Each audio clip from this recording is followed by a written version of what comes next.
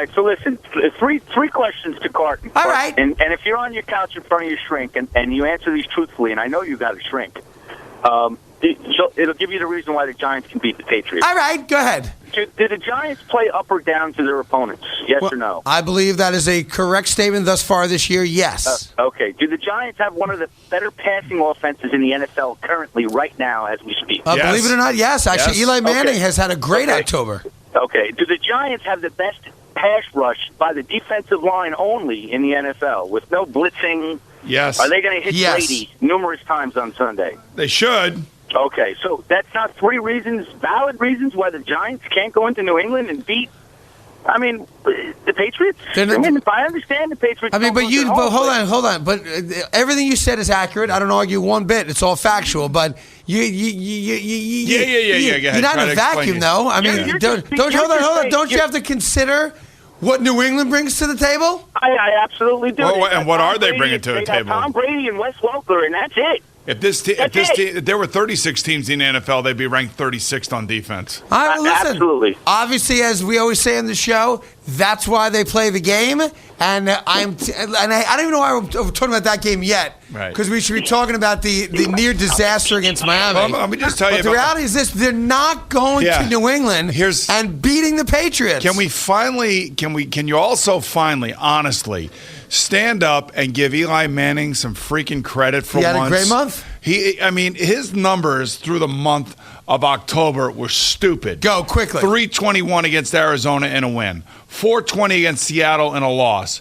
292 versus Buffalo in a win. 349 yesterday against Miami in a win. Right. Those numbers are as good as any quarterback in the league. Do you understand that? Yeah, I do. Can somebody finally stand up and say, we do have a top 5 quarterback? Could you say that? Yeah, I mean, forget about top 5. You know why? Because everybody kills him. It's not relevant. The guy's having a great year. He had a great October. Guy's playing his ass off. Right. Well, come talk to. And I'm the first one saying it. Eli Manning was fantastic. Come talk to me in a month and a half. When they go 2-4. He's completing almost 65% of his passes. He's thrown for 2,100 yards, 13 touchdowns, only 5 interceptions. Right. His rating's a 102.1, third in the league. Right. Well, the rating means something. The rating doesn't mean anything. Yes, it does. The rating's the most abused stat in the history of the sport. That being said, he's having a great year. You know what that means? He's not throwing the ball just 5 yards and gaining 5 yards. He's throwing the ball down the field. Right. They throw the ball down the field. You're always screaming about it. The Jets don't throw the ball down the field. The Giants throw the ball down the field. I know. I'm down with it. So get off his ass and give him some props. And he would have had a better day if Ballard catches the ball over the middle. No kidding. Which would have been another 40-yard gain. Sometimes you make me so mad. How do I make you mad? But they're not going to New England beating the Patriots. Why not? Hate to tell you that. Why not? Listen, I'm not a You Giant don't want fan. New England off a loss in their building where they never lose. It's a bad spot. Here we go. It's the Big Six. Be happy you barely beat, by the way. Be happy you barely beat Miami. You barely beat Arizona. You barely beat Buffalo. It doesn't matter. You win.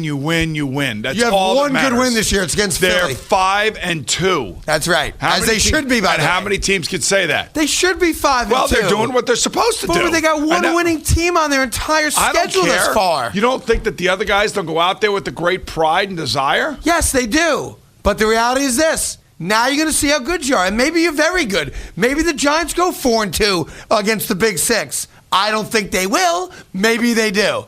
And if they do, then yes, they'll be kings of the castle. Right. They'll win the NFC East and have home field advantage for at least one round of the playoffs. Right? I'll tell you, man. But, let's not get crazy. I'm telling you barely right now. beat Miami. You barely beat Arizona. You lost to Seattle. Come on. What are we talking about here? We talking about practice?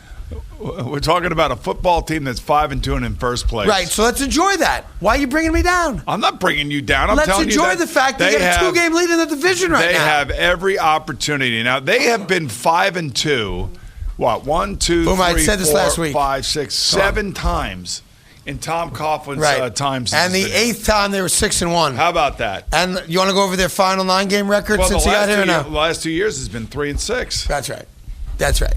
3-6. And listen, you and I made a pledge to each other all those years ago. We'll lie to women. We'll lie to children. We won't lie to men. It's the foundation of what this show is, right? You know full well they ain't beat New England. Just go ahead and say it. I don't know that yet. Go ahead and say it. Go ahead and say it. I'm not going to say Yeah, it. you know, but you know it. In your heart of hearts, you know it. I don't know it yet. You want me to call Jim Nantz up? No. Let me tell you, friends. No. Tom Brady. No.